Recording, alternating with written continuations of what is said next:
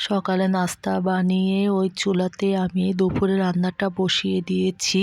আসসালামু আলাইকুম, আপনারা সবাই কেমন আছেন?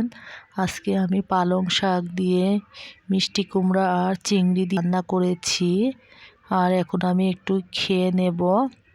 আজকে ঘরগুলা পরিষ্কার করতে হবে। ফ্যান অনেক ময়লা পড়েছে, বিশেষ করে ডাইনিংয়ের ফ্যানটা। এই জন্য খেয়ে আমি এখন কাজে লেগে যাব। আর ফ্যানটা অনেকটাই ময়লা, উপরে যে হাঁড়ি পাতিলগুলো দেখা যাচ্ছে ওইগুলো অনেকটা ময়লা পড়েছে, ওইগুলো আমি নামিয়ে নিয়েছি। আর ফ্যানটা পরিষ্কার করতে আমি চেয়ারে উঠেও হাতে পাচ্ছিলাম না, পরে একটা টুল নিয়ে অনেক রিস্কে আমি পরিষ্কার করছিলাম। পরিষ্কার করে সব হাঁড়িগুলাও পরিষ্কার করে নিয়েছি, আর উপরটাও পরিষ্কার করে নিলাম। ঘরে অনেকটা কাজ জমে থাকে, ওইগুলা প্রতিদিনই একটা না একটা করতে হয়। আর এখানে ডাইনিং টেবিলটাও ময়লা পড়েছিল, ভালোভাবে পরিষ্কার করে নিলাম। আপনারা সবাই ভালো থাকবেন।